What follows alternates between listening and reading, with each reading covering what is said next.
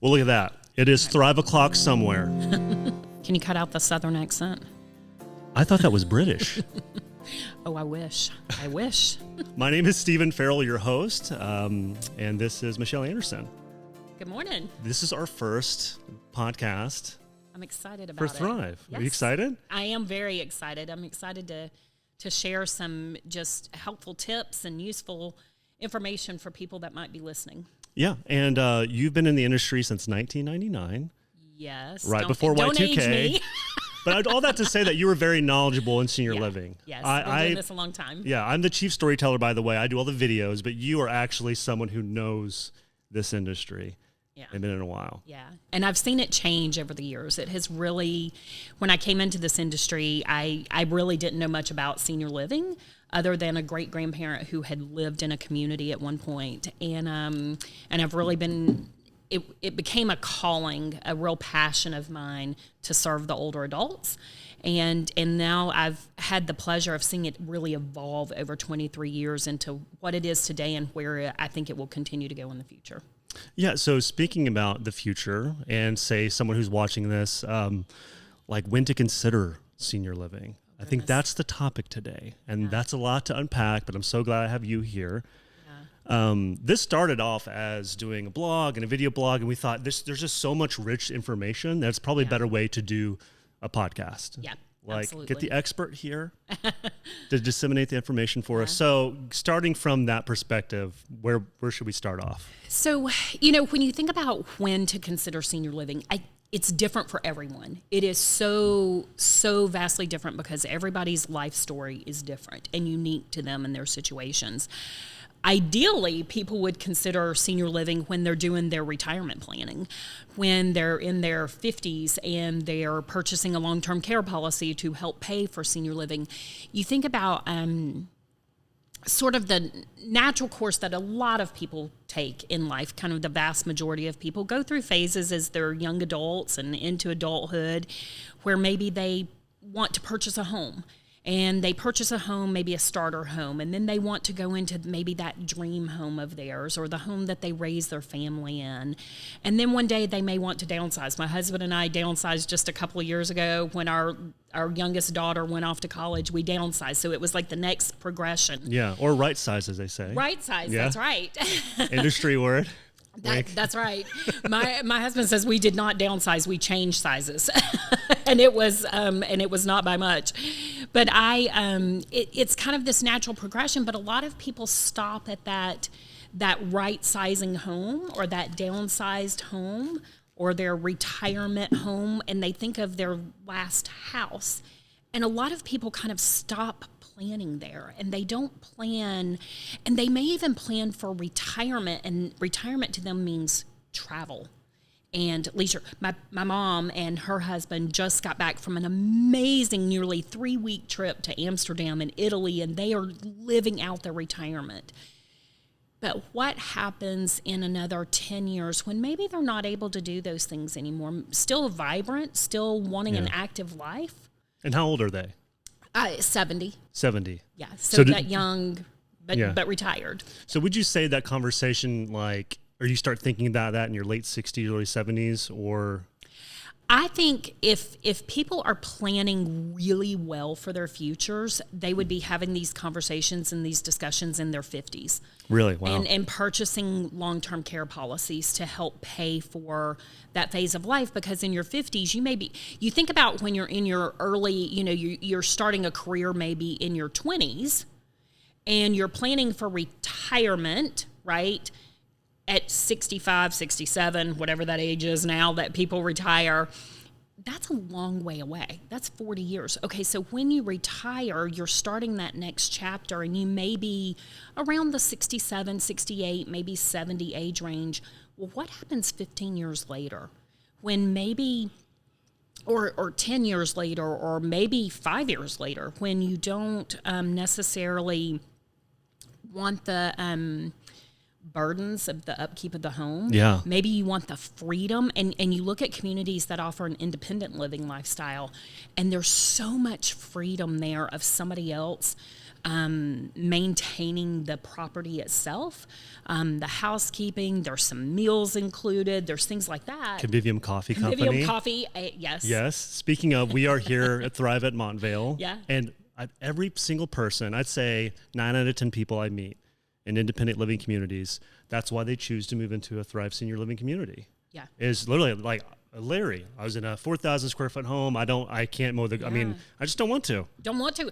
I've worked hard. May not even be that they can't. Yeah. It may just be, I want a different lifestyle. I want the freedom to have the social life that I want. I want the relaxation. I want to enjoy all the movies I love to watch. I want to go on trips with new friends. And so they can build, people moving into independent livings really think about the type of lifestyle that they want to build. Yeah. And that freedom that comes with that. And then the same holds true when you think about assisted living, and we can talk about memory care too in a little bit, but you think about assisted livings, that decision is oftentimes spawned by a need versus a want. Is that more like chronic health problems? It can be, like something that, okay. It can be chronic health problems. It can be, struggles with maintaining medications. It can be maybe challenges with eating. It can be maybe physical mobility challenges, but there can also be an aspect of isolation, just sheer isolation, and where somebody who was once active is no longer as active, or maybe they are widowed now and their support system has changed over time. And so when I think about some of the things that I've heard over the years, people's hesitancy to move to a senior living is people fear losing their independence. I say you have more independence here, because who wants to be alone at home, especially after 2 years of COVID, or whatever year of COVID we're on now, of the pandemic. But there's this yearning as humans. I yearn for a community as an extrovert. I know not everyone does. Well, but I think even we're the better. most introverted people were designed to have relationships, and we're designed to have fellowship and community with one another, and people are missing that at home, and that thing they fear of losing their independence, they're often losing it at home. They're having family members do more and more and more for them.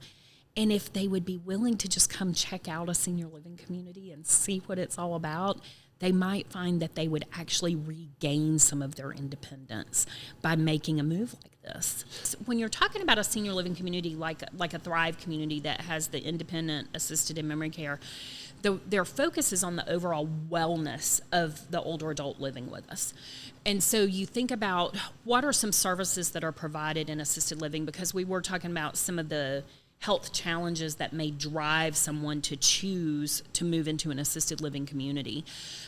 So they're helping oversee that and making sure. A great example is medication management. Yeah. As things change and we age, there's different medications that someone may take, and in an assisted living community, one of the services offered is medication management.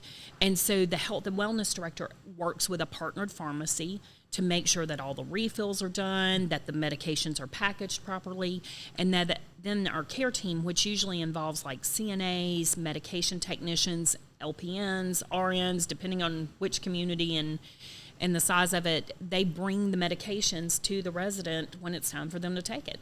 And if that's something that somebody's been challenged with, of remembering to take it, sometimes the quantity, myself, I only take a few medicines, and it's like, did I take my medicine this morning? I don't remember. Yeah. And sorting it all out, and usually there's a family member behind the scenes ordering the medicine, sorting it into pill boxes. It's a part-time job. It's a lot to manage. And then it also makes me think of nutrition too. Mm-hmm. Mm-hmm. So our nurses, we call our health and wellness directors, because they really are, like I said, looking at the overall wellness of the person. They work really closely with our convivium directors, which in a lot of communities you might hear it as dining service leader or the chef. Yeah. Convivium, just so you know, is all about fellowship and breaking bread with one another. So our convivium directors and our health and wellness directors work in conjunction to make sure that our residents are getting proper nutrition and that they are coming to meals and just really thriving in that component. And you have to think about, all assisted living communities are going to offer 3 meals a day. So what I would encourage a family to do is look at the overall experience of that community. because it goes far beyond the actual meal that is set in front of somebody. I mean, think about who likes to eat alone. It's a lot better with other people. And so when you go into a community, you have friends to eat with, friends to dine with and break bread with, and it just changes the whole atmosphere, and it even changes the appetite. So I mean, yeah, because my whole life is based around food. I'm waking up. Mine too. It's same for an older adult. And I will say this, like I used to, when I visit all the communities, I'd go get somewhere to eat. But like now, like I've eating in communities the past year. Oh my gosh. Our food is phenomenal. Skidaway, great seafood because you're right there in Savannah, Georgia. Yeah. I mean, Thrive at Augusta, good. There's a lot of residents like the down home country food. Some like fine dining. Every community is different based on the needs. Based on the needs and where the people who lives in that community. What you often find is your convivium directors will work with the residents to understand what are their their needs are at the top of the list. Yeah, what nutrition. are their wants? What are their favorite meals? It is so fun to have a resident come in and share a favorite recipe, a family recipe, and then for our chef to cook it either for or even with them, and then serve it to the other residents. And then keep it under lock and key, because if that recipe gets out, then they are in trouble. That's right. So there's a pact. That's funny. And then also, we hit on isolation and sadness, and also like another part I think about like assisted living is it safe to live at home? Yeah. That's a good question, because we have a lot of folks that come to us and their mom or dad might have had a fall. They might be living in a home, maybe they haven't even fallen yet, but they maybe live in a home with stairs, and that child is, they have a lot of anxiety about the parent living at home alone and just their safety. It's not a bad thing. It can be part of a natural aging process for our mobility to change, and the way that we walk and our abilities may change a little bit. And so you look for things in the home like, do we have rugs all over the place? How is the furniture arranged? Are we in a split level home, or things upstairs or downstairs, that older adults are trying to navigate? And I'll say about independent living communities, I'll just have this in my notes. We have non-skid bathtub surfaces, built-in grab bars in the shower, storage placed at mid-level. Any other things I'm missing about? Because you can't say your loved one's never going to fall. Like, you can't lie. That's right. Now, however shiny the commercial is, like, of the community, we can't stop someone from having a fall, but what we can do is provide an environment that is designed for an older adult to live in as safely as possible. And then we have other things like exercise classes that we offer, strength and balance classes. We have on-site therapy partners. And so if someone is feeling maybe a little weakened in their mobility, we could have our on-site physical therapy partner enroll them in therapy, and they get it right here in their own home. And that's a beautiful thing. Well, let's talk about that. Let's talk about we have social network directors here, which does activities. What would like a typical week look like? Oh my goodness, whatever the resident wants it to look like. I think a typical week, it involves multiple opportunities for exercise, different forms of exercise.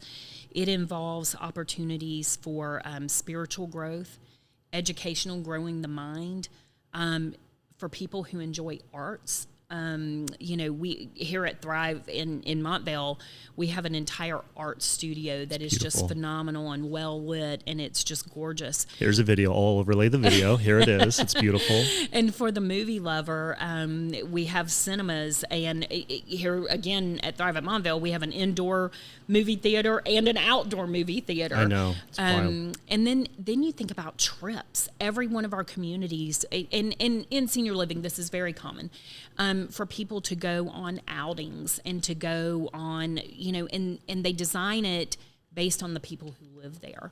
And so you will not find, what you won't find here is boredom. That's true. Will not find boredom. There's always options. Yeah. You can stay in your room, that's fine. But there's it's like being in a resort. That's how I think of this place. It is. I've heard people say it's like a cruise ship on land. There is always something to do. Yeah. There's incredible dining options. Most communities have multiple dining venues. So whatever your taste is at the moment, there's an option for you. There's always something to do. And there's one thing you left out, which Les would be on to us about, the fitness center. Athlete center. Oh, Athlete center. I give myself 2 marks for that one. Yeah. Yeah, absolutely. I mean, everyone has an athlete inside of them just waiting to come out. And so whether exercise is your thing or you want it to become your thing, we have beautiful athlete centers in all of our communities that residents can go and enjoy some exercise. And the great thing about it is it can be part of a formal class or it can be on your own. Sometimes you may not want to be part of a formal class, and so you just go in and exercise yourself. That's totally fine. I love just going to the gym and snapping a selfie and then immediately leaving. Or just, going to the spa. Kind of exercise through osmosis. Yeah. Yeah, go there and then go to the salon or the spa. And speaking of spa salon, Beauty and the Barber. Beauty and the Barber. I love that. I know. I love it. I truly am the beauty. beauty. I'm the beast and you are the beauty, my lady. It's a great name. That is so great. Most communities offer a salon, and what I love, though, the intentional design here of Beauty and the Barber. Most salons in senior living communities are really designed with the woman in mind, which is great. That's I true. don't mind that. I usually do see more women in senior living communities than men, so that makes sense. It does. But how is this one different? Because it offers an actual barbershop for the men. And so that is great. But I also, here, you go back to why do people choose to move to a senior living community? And I have this burning desire. I only have so many years left to work. I have this burning desire to change the mentality from have to want to, from we had to do this to how exciting that we got to do this. And you think about something as simple as Beauty and the Barber, that is another point of socialization for our residents. Think the movie Still Magnolias. The ladies in the beauty salon sitting around talking, gossiping is what they were doing. I love some hot tea gossip, right? Yeah. And if you want to know what's going on in a senior living community, hit the salon. That's where you find all the juice. No, it's really, you think about why people choose a community. And again, going from that have to that want to. Well, I was going to add that a lot of people, are like, why didn't I do this sooner? Because it's the stigma. Oh, yeah. It is. There is a stigma. And, there a lot of times people, what we hear, and this is something, again, just drawing on, more than 23 years of hearing family stories and different situations, and there's a few common threads. And it is often once someone moves in with us, the common sentiment is, why didn't I do this sooner? And sometimes people wait too long. They wait to a point where they really do need that nursing home environment. Why do they wait so long? I think oftentimes people don't know what they don't know. They maybe their only experience with senior living is a nursing home of 20 or 25 years ago, and they've never seen what senior living communities are like today. Or maybe it's, I promised my mom I would never do that. But if they kind of unwind that, they made that promise when their mom didn't need it. Yeah. Or maybe it's a lot of the media too. Everything I've seen as a kid and as it's everything is in the news and the movies portrayed in a negative way. Yeah, that is true. And you think about if you again kind of unwind it and take the bigger picture, isn't everything in the news? They very rarely share whether it's about senior living or anything else. Tonight at 7 p.m. Yeah, I mean, if they would focus on the good, and there is so much good. Is anyone perfect? No, we're humans. Will we let a family down? Yes, we will. Will we do it intentionally? No, we will not. Yeah. Because there is so much good in the senior living communities and families. There's times where it's, I promised my mom I would take care of her. Or I promised my husband, perhaps we're looking at a memory care situation where someone has an advancing form of dementia and you have either an adult child or a spouse who's feeling guilty because I promised them I would take care of them. Well, what does taking care of someone mean? You have to redefine what that means. Taking care of someone doesn't mean keeping them at home. It means making sure they have the best care provided by people who are trained to provide that type of care. And I think that's where people get mixed up. They think, and they're doing the best they can. I really believe people do the best they can with the best intentions. They just don't know what they don't know. And that's why we're doing this, so that we can start rolling out things that will help educate the general public about what senior living offers. And you talk about memory care, and the memory care here at Thrive at Montvale and Thrive at Large, I believe, is TRIO. Correct. Why TRIO? What's that mean? So when you think about, you have the older adult, and there is no one person that is going to provide that care. You have the older adult who may be living with a type of dementia, and there's many, many different types of dementias. And then you have the family, and then you have the team here at Thrive, all working together to provide that care for that loved one. And the loved one is a part of that. They're not an object to be taken care of. They're part of this process. They are the one living through this and with this. So, and it's really, and we can cut to some images from the TRIO here, but it's a really beautiful place for family to come into. Oh, absolutely. And again, it's about breaking down the stigma of memory care and what a dementia and all that. You think of just, this is where my brain goes, 12 monkeys. Think of people walking around, and it's like, it's not a good image that they painted in movies. But this is so lovely here. It's you want to vibrant. Like, I want to be there. Yeah, absolutely. My encouragement to families that are maybe going through this and have a loved one who might be needing memory care at some point is it should never be the afterthought of a community. It should be intertwined in the community. It should be a part of it.